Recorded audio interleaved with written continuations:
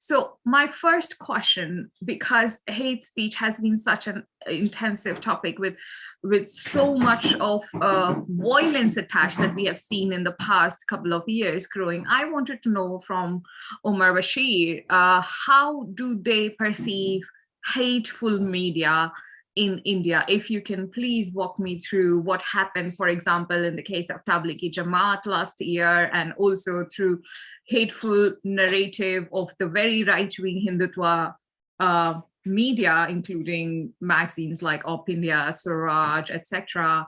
How do you, as a community and as a leader of a Muslim community, perceive this, and what do you think must be done?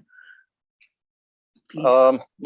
Yeah, Dr. Manavi, you have touched upon a very relevant point as to how the intensity is felt in India with regards to promoting hate and with regards to promoting misinformation, because hate is promoted through misinformation and fake news. And when people are threatened of their livelihood and when people are threatened of their very existence, that's when they would want to give more scope for emotional, emotional reactions rather than intellectual pursuit. So most of the cases, what we have come across in India these days, as you have rightly put across with regards to the maligning information against the Tabligh Jamaat, who have said it is a COVID jihad. They have said coronavirus jihad. Jihad in the sense, it's widely understood as fighting in the way of God, or it could be striving in the way of God. So there are many interpretations. We have to go into the real meaning of what jihad is. But the name Corona Jihad or the COVID Jihad was coined by the media. That's the real funny part. It is not something which is coming from the Muslim community.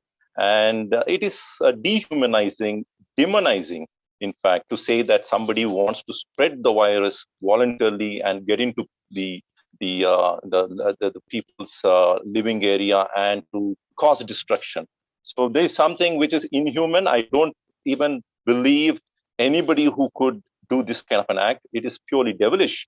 But we all know that. We all know that this is not something which is done by people, irrespective of whether they're affiliated to any religious circle or to any kind of ideology. I don't think this is something can come out from a sane mind. It could be something as an output of a psycho who is being brainwashed and indoctrinated. It is a possibility, if at all somebody wants to harm humanity. Such kind of psychopaths are possible. We might say that, but it cannot come through any institution. But what happens is, this kind of information, when it reaches down to the common man who has got limited, scope for verifying the news, he believes them to be true. And when he believes them to be true, then he sees the Muslims as enemy. By default, he becomes a cutthroat enemy. He is the clear enemy for those people who are threatened of their livelihood and their life itself. So this is something which is being played very carefully over the years. It's not something which has just happened in the in the 2021 or 2020. It's happening consistently for over 90 years now. It is happening consistently, but most of us were not aware of it, because the people who are actually pushing this idea of hatred are affiliated to Hindu Mahasabha or to Rashtriya Swayam Sevak, RSS. And most of the organizations like VHP, Vishwa Hindu Parishad, Bajrang Dal, and BJP, the political wing of RSS, all of these organizations are branches coming out of these parent organizations. And the founders of these organizations, the RSS and the RSS and the Hindu Mahasabha, they have written books together. If you were to look into the bunch of thoughts by Golwalkar, he wrote it in the early 1900s, and in that it talks about exclusive nationalism, where keeping away the Muslims away from the political aspect of the Indian nation. It was written way back in 1900s, early 1900s. So that's what I'm trying to say. This is not something which is new, and this legacy has been kept consistently even till date. That was just about 2 days ago. This well-known MP, his name is Tejaswi Surya. He is an MP from Karnataka. who is very well known among the circles, he gets into one of the COVID centers where their relief has been offered to the people.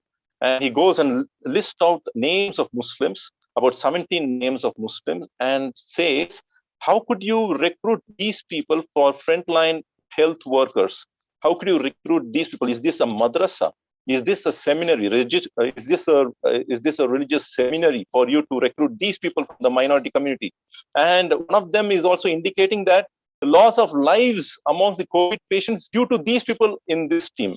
So this is outrightly condemnable by all the people, by all the people of religious affiliations, be it Muslims, Hindus, or Christians, Buddhists, or whatever, even if they are atheists, they don't accept these kind of remarks being made. I mean, no sane mind would accept this. And therefore, we are seeing repercussions. We are seeing backlashes against these statements made by Tejaswi Surya from the very Hindu community, who are refuting him, who are actually booing him away. And this is something which we are seeing. So in today's India, where we also know that there is this Hindutva wave across the nation, at the same time, there are sane minds amongst the non-Muslim Hindus who are showing their affinity towards the Muslim community, who are showing the brotherhood. They are showing the sense of secular values which are ingrained in the Constitution of India. So that is something I see it as a very positive thing, because there were times when these voices were quiet, but now they are emerging out. They are becoming the real force ahead. And this is a lesson for even other communities, like, for instance, even for the communities like what I represent, the Muslim community, to stand up for justice, even if it is against your own self. If at all there are some cases of extremists, who are violating the laws, we must stand against them in the interest of the nation, in the interest of the people of our land, and the interest of humanity. So that's my opening with regards to this. I hope it was relevant for the discussion now. Thank you, Mr. Bashir. That was a good overview of what is happening in India, and also the recent event of Tejaswi Surya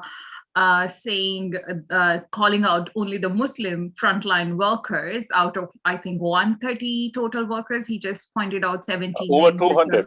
More than 200 frontline workers. He just pointed out the 17 names which were Muslims, and this was called out by also the Hindu community that this is unfair because the country is going through a massive crisis, and we can't be so divisive or dehumanizing towards one community.